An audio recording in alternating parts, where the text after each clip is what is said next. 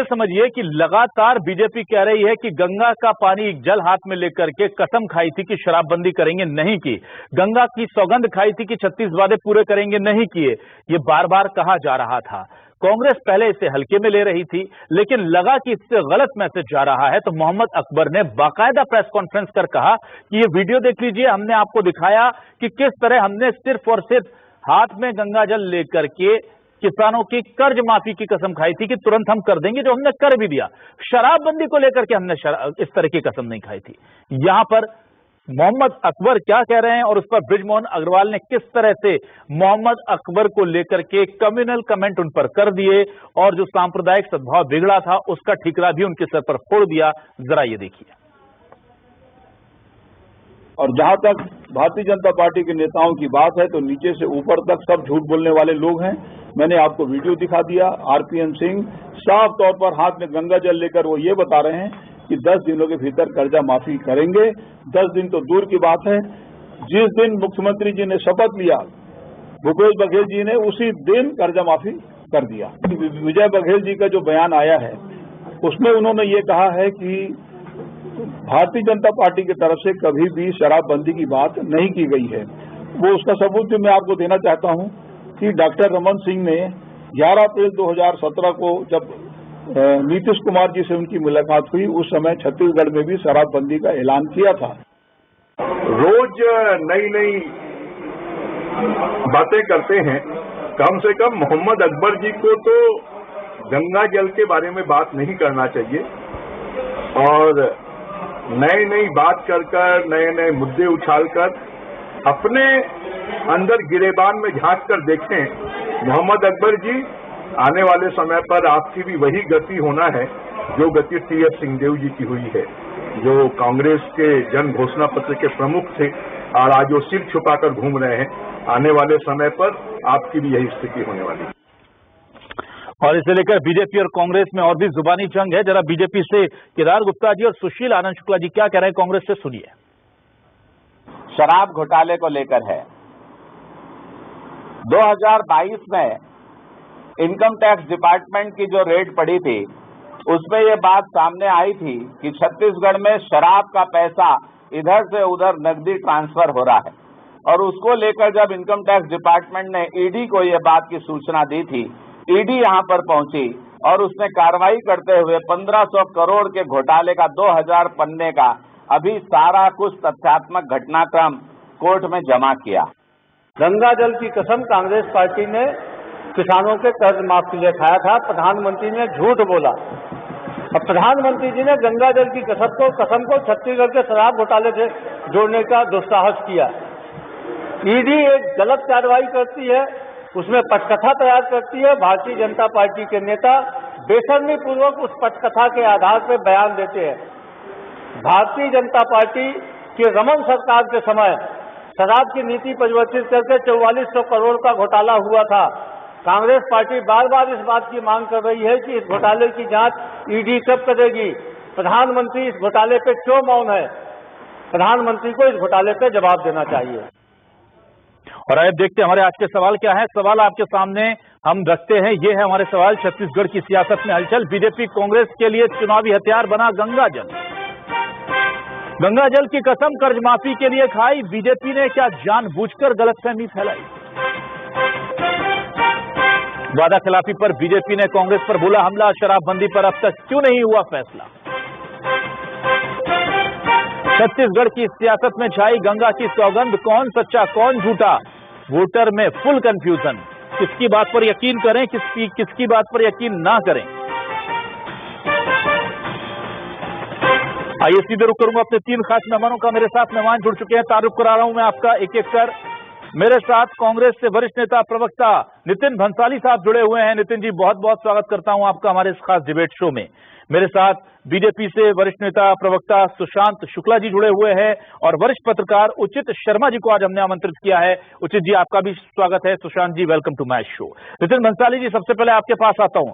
नितिन जी, ये पीएम मोदी ने खुद आकर के कहा कि गंगा जल की सौगंध खा करके जो वादे किए वो नहीं निभाए, शराबबंदी का क्या हुआ, और अब आपको एक प्रेस कॉन्फ्रेंस कर बताना पड़ रहा है कि हमने गंगा जल इसके लिए नहीं उस वादे के लिए उठाया था। लेकिन वादा तो था। गंगा जल इंपॉर्टेंट है या वादा निभाना इंपॉर्टेंट है सर? अगर चलिए आपने गंगा जल उठा करके वो वादा नहीं भी किया था, शराबबंदी का वादा तो किया था, तो उसमें आपको क्या लगता है इस बात को लेकर के इतना ज्यादा आपत्ति क्यों फील कर रही है कांग्रेस?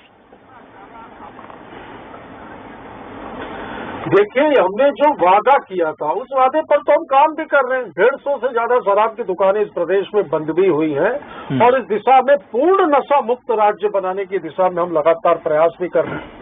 जन जागरण के माध्यम से हम इस कार्य में प्रदेश के शासन प्रशासन इसमें लगा भी है।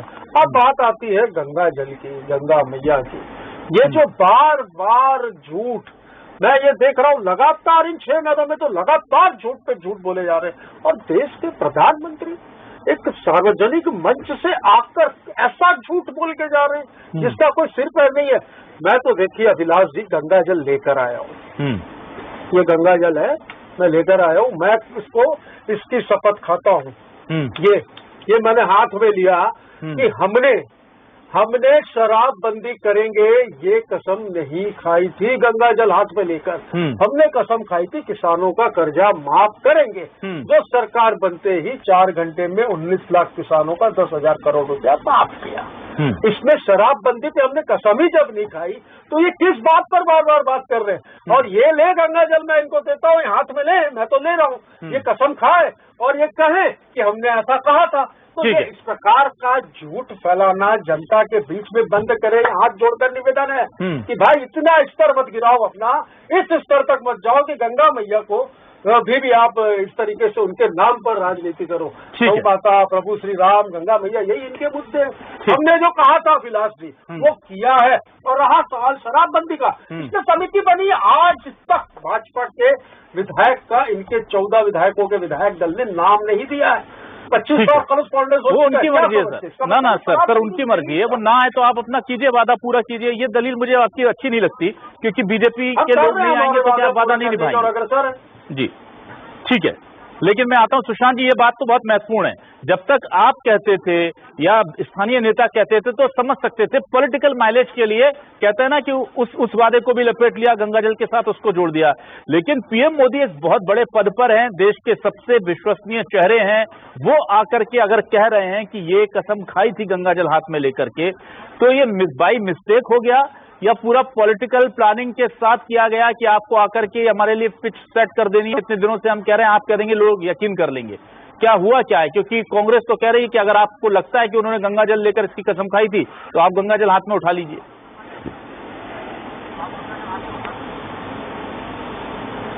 अभिलाष जी, मेरे साथी नाट्य कला मंच के लगता अभिनीत कलाकार हैं और अपने दल की व्यवस्था से बहुत सुचारू रूप से संचालित करते हैं। मैं आपके माध्यम से कुछ बातें अपने साथी से पूछना चाहता हूं जी कि आज 4.5 वर्ष बाद ही गंगा जल के नाम पर सफाई देने का वीडियो लेकर ये क्यों आए? मैं आपसे पूछना चाहता हूं आपके माध्यम से कि गंगा जल के नाम पर, जो श्री माता गंगा जी के नाम पर, क्योंकि गंगा हमारी धार्मिक आस्था का प्रतीक है, और उस पर अगर इन्होंने घोषणा पत्र किया तो जिस व्यक्ति ने गंगा जल की सौगंध खाकर इनके घोषणा पत्र को लॉन्च किया था, आज उनके बयान को भी सार्वजनिक करना चाहिए। आपके चैनल के माध्यम से चाहूंगा कि जिन्होंने तत्कालीन समय में कांग्रेस के पक्ष में गंगा जल उठाया था वो उठाएं और उनसे बात करें। तीसरा जो सबसे महत्वपूर्ण विषय ये है कि आखिर शराबबंदी नहीं कराने के पीछे इनका तर्क क्या है? जिस विधानसभा की कमेटी सत्यनारायण शर्मा जी के नेतृत्व में बिहार का शराब के नाम पर दर्शन करने जाते हैं, शराबबंदी के नाम पर, आज वही सत्यनारायण शर्मा जी कहते हैं कि यह संभव नहीं है। मैं आपके माध्यम से कुछ और प्रश्न भी पूछना चाहता हूं अपने साथी से। इन्होंने गंगा जी का पुनः सौगंध खाया, आखिर ऐसी नौटंकी की आवश्यकता क्यों पड़ रही है? अगर आपने घोषणा पत्र में छत्तीसगढ़ की आधी आबादी मातृशक्ति के साथ ये कमिटमेंट करके उनके वोट को बटोरने की व्यवस्था बनाई थी, तो मैं आपसे आपके माध्यम से पूछना चाहता हूं कि आखिर उस मातृशक्ति के वोट का सम्मान करना ये कब सीखेंगे? मैं पूछना चाहता हूं कि छत्तीसगढ़ की जनता को अराजकता और नशे के व्यापार को आदी बनाकर, ठीक है, जिस प्रदेश सुशांत जी आप पूछिएगा, शहर है बिलासपुर, ठीक है आप पूछ सकते हैं, जहां पर नशे के उन्मूलन पर। सुशांत जी ठीक है, लेकिन मेरे सवाल का जवाब आपने नहीं दिया। जब गंगा जल की कसम इस वादे को लेकर खाई ही नहीं गई तो पीएम मोदी ने छत्तीसगढ़ में सार्वजनिक मंच से इतना बड़ा गंभीर आरोप कैसे लगा दिया? ये तो फिर पीएम मोदी की विश्वसनीयता पर भी सवाल उठेगा। और अगर आपको लगता है ये लोग झूठ बोल रहे हैं क्योंकि उन्होंने वीडियो दिखाया, देखिए मैं गंगा जल हाथ में लेकर बैठे हुए हैं, क्या आपको लगता है अभी भी कांग्रेस झूठ बोल रही है? 4.5 साल बाद जो सरकार वीडियो एडिटेबल करके ला रही है, मैं पूछना चाहता हूँ, एडिटेबल है, मैं पूछना चाहता हूँ, जिस व्यक्ति ने गंगा जल की सौगंध खाई उस व्यक्ति का बयान सार्वजनिक करवाइए ना। चलिए, क्यों कर रहे हैं आरपीएन सिंह जी का बयान सार्वजनिक कराने में? करवाए ना आज वो। आज चूंकि वो भाजपा में है इसलिए डर रहे हैं कि उनके बयान से व्यवस्थाएं नहीं बनेंगी। ऐसे में कैसे काम चलेगा? नहीं है, गंगा जल की सौगंध इन्होंने घोषणा भैया 36 बिंदुओं को मैं खा रहा हूँ, सौगंध खा रहा हूँ, और ये बात नहीं कही है, ये खा लें, हमने ये बात कही है। अभी दत्तात्रेय गोत्र के नेता को अपना नेता मानकर चलने वाले गंगा जी का सम्मान नहीं करेंगे। हम गंगा जल का उपयोग पूजा और धार्मिक अनुष्ठानों में करते हैं। उसी में कहा ना, तरीके देख लीजिए, वो उससे हाथ पोछ रहे गंगा जी से। मैंने हाथ नहीं पोछे, मैं तो अभी भी जो हमारे ठीक है, मुझे बताइए, एक बार ऐसे कैसे काम चलेगा? की आवश्यकता नहीं है, मेरे धर्म की शिक्षा देने की आवश्यकता नहीं है। ठीक है नितिन जी, मैं उचित जी के पास आता हूँ। उचित जी, क्या पीएम मोदी और बीजेपी जिस प्रेशर में लाना चाहती थी, जो प्रेशर पॉलिटिक्स वो कर रही थी कांग्रेस उसमें आ गई क्या? वादा खिलाफी को लेकर, शराबबंदी को लेकर के डिफेंसिव हो गई क्या कांग्रेस? आपको लगता है कि हाँ, एक फॉर्मूला काम कर गया पीएम मोदी से इस पर वार करवाना छत्तीसगढ़ में बुलाकर?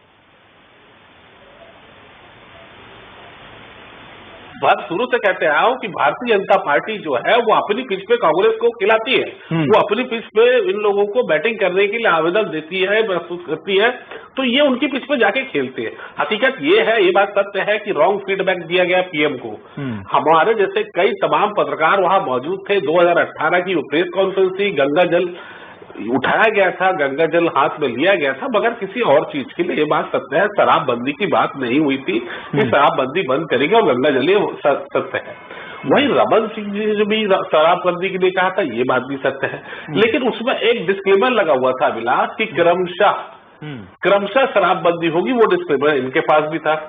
क्रमशः से मतलब है कि जहाँ 5000 आबादी है वहां बंद करेंगे, फिर 3000 आबादी है वह आबादी को लेके ये बंद करेंगे, और धीरे धीरे। लेकिन मैं एक महत्वपूर्ण बात अभिलाष बताऊं कि अगर इनके क्रमशः के हिसाब से चले, और जो ब्लूप्रिंट इन्होंने दिया शराबबंदी का, उसमें लगभग 19 साल लग रहे थे पूरी की पूरी संपूर्ण शराबबंदी में। जिस हिसाब से ये बंद कर रहे थे 20,000 गाँव में, लेकिन प्रैक्टिकली वहां भी संभव नहीं था, अभी भी संभव नहीं है। सबसे ज्यादा मनी इन्वॉल्वमेंट वहां है, 6,800 करोड़ का राजस्व है। कई बार आप और हम इस पर चर्चा कर चुके हैं। तो शराबबंदी जो है वो एक राजनीतिक मुद्दा है, और वो जानबूझकर अभी लाया गया है। ये मुद्दे जो है वो राजनीतिक रूप से इसको कैश कराए जाएंगे, और इसका कई मुद्दे, चाहे शराबबंदी हो, महंगाई हो, शिक्षा की गुणवत्ता हो, रेत माफिया हो, बुनियादी सवालों पे बात नहीं होगी, और ये पूरी की पूरी चीज उस तरफ चुनाव खिसक जाएगा जहां भारतीय जनता पार्टी इनको ले जाना चाहती है। बिल्कुल 4.5 साल 5 साल बाद ये मुद्दा आया। भारतीय जनता पार्टी जो परसेप्शन बनाना चाहती थी वो 5 साल में बना चुकी है कि आपने गंगा जल लेके, क्योंकि 100 बार झूठ बोलोगे तो हकीकत वही मान ली जाती है। उसी प्रकार ये पूरा का पूरा राजनीति में परसेप्शन काम करता है। परसेप्शन बना दिया गया है कि इन्होंने गंगा जल उठाया था, और ये पूरे के पूरे आरोप है, और वही फीडबैक प्रधानमंत्री जी को दिया गया और प्रधानमंत्री जी से बुलवाया गया। कितना सत्य है, ये योजनाबद्ध तरीके से बुलवाया गया या रॉन्ग फीडबैक दिया गया, ये बात अलग है, लेकिन उन्होंने बोला। इसी कारण आज जो है कांग्रेस को आके इसके ऊपर सफाई देनी पड़ी, वीडियो दिखाने पड़े, और ये बात बिल्कुल इतर है और अलग है कि इस तरीके की गंगा जल को लेके कोई वादे नहीं किए गए थे उठा के कि शराबबंदी। ठीक है सुशांत जी, मैं ये जानना चाहता हूं, क्या आपको लगता है कि जिस तरह से कांग्रेस अब सफाई दे रही है, या कांग्रेस ने बताया कि आप उन पर झूठ बोल रहे हैं, झूठ बोलकर आरोप लगा रहे हैं, माहौल बना रहे हैं, इसकी आपको जरूरत थी? क्योंकि ऑलरेडी, अगर मेरे लिए इंपॉर्टेंट ये होता है छत्तीसगढ़ के शख्स के लिहाज से, उसको पसंद करने वाले शख्स के लिहाज से, कि शराबबंदी का वादा किया था वो पूरा नहीं हुआ। बाकी गंगा जल हाथ में उठाकर किया, गंगा जल को हाथ में लेकर नहीं किया, वादा तो किया रिटर्न में, और वो स्वीकार भी कर रही है। तो इंपॉर्टेंट यहाँ पर ये चीजें हो जाती है। क्या आपको लग रहा है कि घेर पाने के लिए पर्याप्त आधार है आपके पास? क्योंकि कहती है कांग्रेस की शराबबंदी को छोड़ के हमने सारे वादे पूरे कर दिए। देखिए, 36 वादों के घोषणा पत्र के साथ ये संबंधित, जिसमें उचित शर्मा जी बोल रहे हैं कि उस पत्रकार वार्ता में मैं था, उस पत्रकार वार्ता में गंगा जल की सौगंध खाई गई थी, यह तो स्पष्ट है। और शराबबंदी इनकी घोषणा पत्र का हिस्सा था। आज चूंकि शराब आज इनके कांग्रेस की एटीएम की व्यवस्था के रूप में संचालित है, और माननीय मुख्यमंत्री जी का सचिवालय और उनके सहयोगी आज जेल की गिरफ्त में हैं, तो मैं आपके माध्यम से पूछना चाहता हूं कि छत्तीसगढ़ में काला शराब की कालाबाजारी करके आर्थिक लाभ प्राप्त करने वाले मुख्यमंत्री अपनी नैतिकता के आधार पर छत्तीसगढ़ की जनता का जो वोट उन्होंने बटोरा था, व्यापक जनादेश और आधी आबादी मातृशक्ति का वोट उन्होंने बटोरा था, उस पर आज जवाबदेही प्रस्तुत क्यों नहीं करते हैं? आज 4.5 साल बाद ऐसी क्या आवश्यकता पड़ गई जिसमें वीडियो लेकर इनको आना पड़ा? अगर आरोप निरर्थक हैं तो आज आइए जनता की प्रधानमंत्री झूठ बोल के जा रहा है, इसलिए बोलना पड़ रहा है भाई।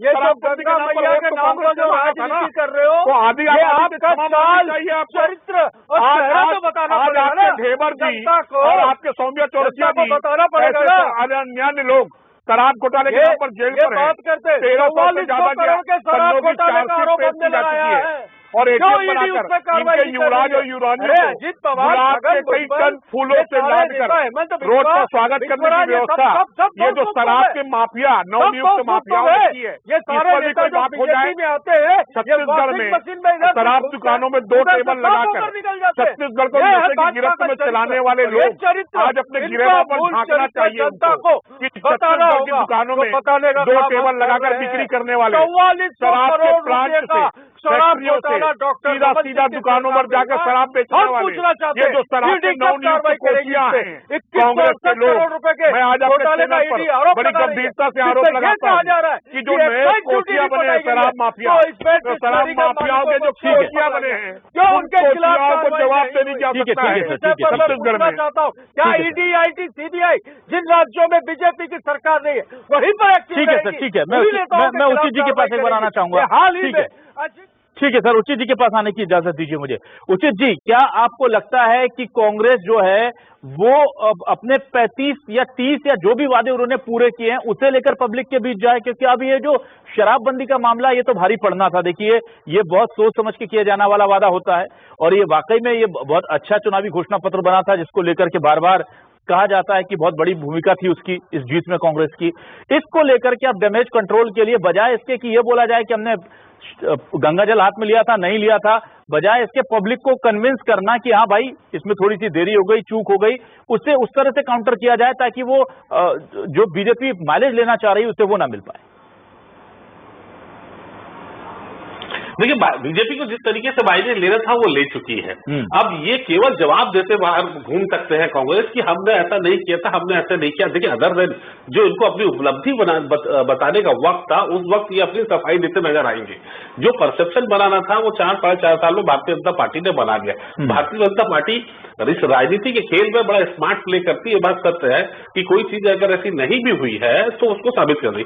भारतीय जनता पार्टी ईडी को लेके जो आरोप लगा रही है वो उसमें बहुत हद तक सत्यता है और उसके जवाब देते देते इतना वक्त निकल जाएगा कि चुनाव की दहलीज पे जाके भारतीय जनता पार्टी और कांग्रेस खड़े हो जाएगी और ये आरोप मेरे दाग जो है वो साफ सुथरे है, बताते बताते पूरी चीज खत्म हो जाएगी। वहां पे जहां ये अपनी उपलब्धि गिना सकते, इन्होंने जितनी एक्टिविटी की वो गिना सकते, रूरल इकोनॉमी को जो बात की वो गिना सकते हैं, उसकी वजह ये दाग धोने में इनका पूरा वक्त निकल जाएगा। इसीलिए मैं कह रहा हूं ना कि भारतीय जनता पार्टी बड़े स्मार्ट प्ले कर रही है और आरोपों की बौछार करके इन्हें उसमें व्यस्त रखना चाहती है ताकि अपनी उपलब्धि न बता सके। वहीं भारतीय जनता पार्टी जो आरोप लगा रही है और जो वाकई ईडी ने बहुत हद तक साबित भी कर दिए कि ये आपके पूरा अमला जो है शराब के घोटाले में फंसा हुआ, ये बात तो सत्य है कि जितने लोग फंसे हुए हैं ईडी शराब वाले मामले में, कोल वाले मामले में, बहुत हद तक सत्यापित है। 13,000 पन्ने की उन्होंने पूरी चार्जशीट प्रस्तुत की है। 285 पेज की तो उसकी केवल एक समीक्षा है कि आप इसको पढ़ें।